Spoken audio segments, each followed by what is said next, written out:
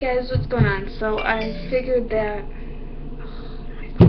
I figured that I would do a video since I still had a little bit of since I still felt like recording, that I would do a video on my stutter and what life has been like living with a stutter. So here it is. There's a lot of misconceptions about people that stutter, and I feel like because there's such a lack of knowledge and not a lot of people know what stuttering is, they try to sympathize like they also have a stutter. I feel like the definition for stuttering, a lot of people don't know what it's like to have a severe stutter that prevents them from doing everyday tasks. A lot of the sympathy, I guess, comes from people. When I tell them that I have a stutter, it's more, oh, I stutter too when I get nervous, or, oh, I stutter when I go up in front of the class and do speeches or presentations. And it's important to know that that's not the same thing. That's just, you're nervous to do a presentation. Your stutter, a person who stutters here and there is not the same thing as a stutterer. And I think that's really important to understand, because some people who stutter, especially me, stuttering doesn't hold me back from doing everyday things, but there are some things that are more difficult for me to do because of my stutter.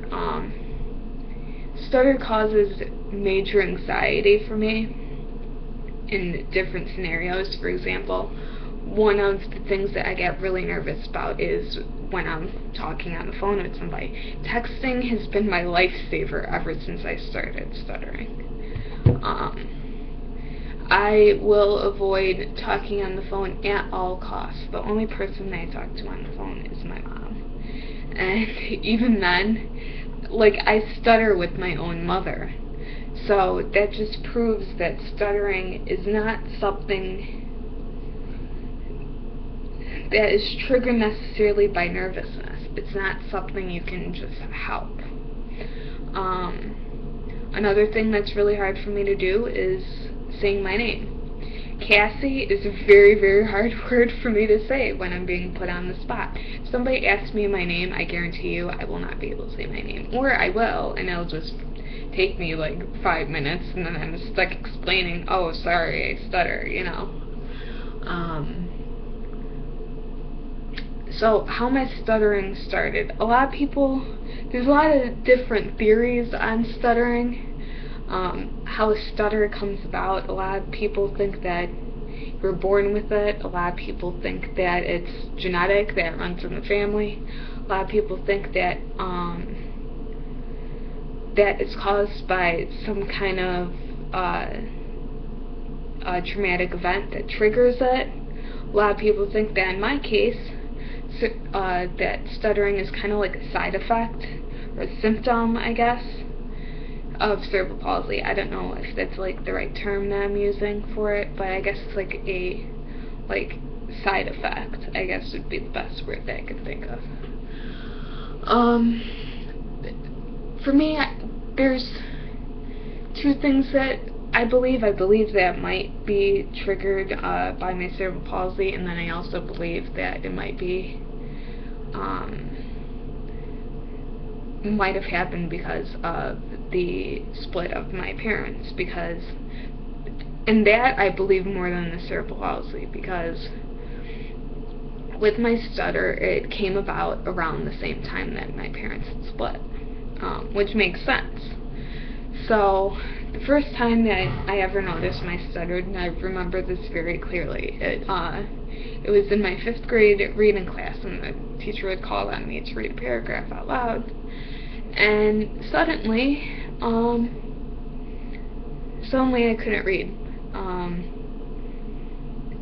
and that was scary, because one day you go from being able to talk normally and read out loud and do all the things that you know, a normal 5th, 6th grader, kid in middle school, elementary school is able to do. And suddenly you get called on to read, and you can't do it. And that was really scary for me. I didn't know what was going on. But in 6th grade, it just got worse. There was one incident in particular that I remember very, very clearly. It was in my 6th grade reading and writing class, and the teacher had made this assignment where we had to pick a poem out of a book and go up in front of the class and recite it. Now, for somebody who can't read out loud, I mean, that's kind of a huge challenge, to say the least. And I remember going up there, and there was a kid in the front row of the class, who had started mocking me and laughing at me, and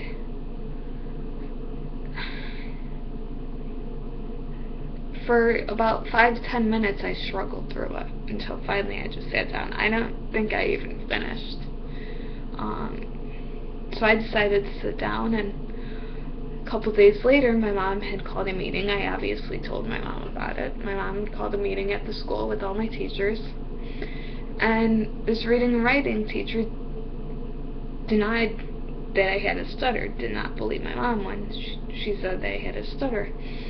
And my science teacher, who was also my homeroom teacher, so I saw her every single day, probably 2-3 times a day, says, "You never noticed?" And it turned out that 2 of her daughters had a stutter, so she had already recognized the fact that I had a stutter.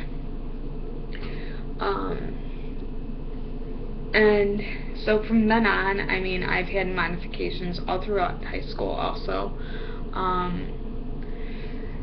My stutter comes on when I'm put in situations that I know are going to make me nervous. Like a lot of those situations where I say non-stutterers that think they stutter.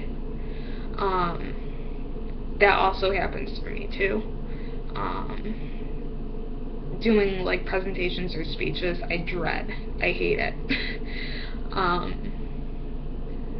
I will avoid doing a speech in front of class at all costs, and that was one of my modifications in high school.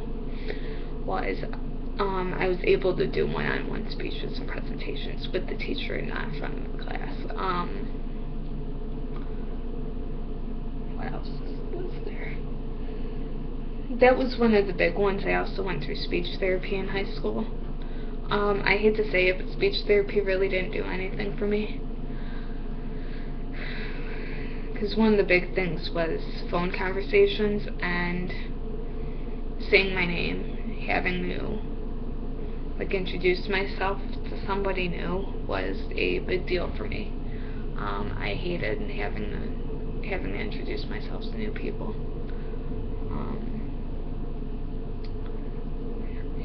And sometimes I think that my stutter has become a bigger deal than my cerebral palsy, which it is for me, because looking at somebody, you can't tell if they're a stutter. It's not like you have any physical signs that, oh, this person is a stutter. And especially in my case, the type of stuttering I have is called blocking. And what that is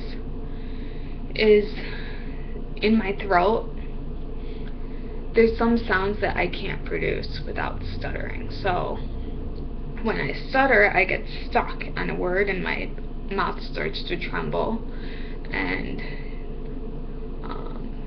my anxiety peaks. And the only way I can describe it is that that sound gets stuck in your throat. You know what you want to say, but you can't say it, and that's why it's so frustrating. I'm sorry. That's why it's so frustrating, because people who don't stutter don't really know. I can say that, yeah, I can understand why they would think that, but like it's really important to know that that's not the same thing. People who have clinically been diagnosed with stutter know what it's like to become frustrated with the fact that they know what they want to say, but they can't say it. And that's what's frustrating for me, is there's been so many times where I have gone to introduce myself, and non-stutters don't know what it's like to not be able to say your own damn name.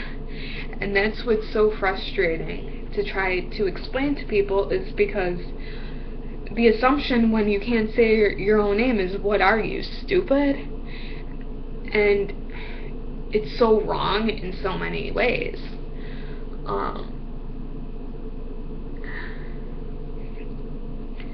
Talking to strangers is a huge deal with me, and I think because of my stutter, it has given me social anxiety.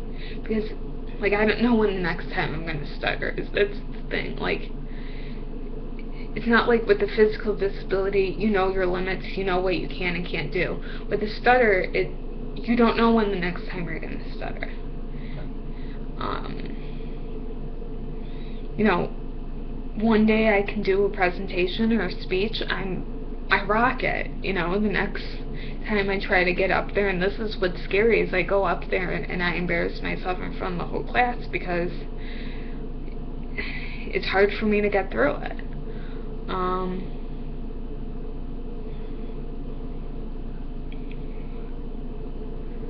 So yeah, I mean, that's the thing, like, the whole reason why I'm doing this video is to try and make people more, more understanding, more aware of people who do stutter, people who live with it every day, rather than just, oh, presentations and speeches make me nervous, so I can't really speak. You can stutter and not be nervous one bit, and that's what's frustrating, is that some days are worse than others, and you just don't know day to day. So yeah, I'm probably gonna end this video here. But thank you guys for watching. If you have any questions, have any video ideas that you want me to do, please comment. Oh, and I wanted to address this whole thing. In my shower routine video, I had been asked to do the belly button challenge. I did have to look it up on YouTube. I didn't know exactly what it was, so I looked it up. I will be doing that video. It might just take a couple months, because, as you know, I do have my belly button pierced. And the problem with that is, for the belly button challenge, I've seen girls take out their belly button ring, and doing the challenge with it in, you can't really do, because, I mean, the jewelry is blocking the hole, and I can't take my jewelry out yet, because it hasn't been a full year, and I'm waiting for a full year, 9 months to come before I attempt taking out the jewelry.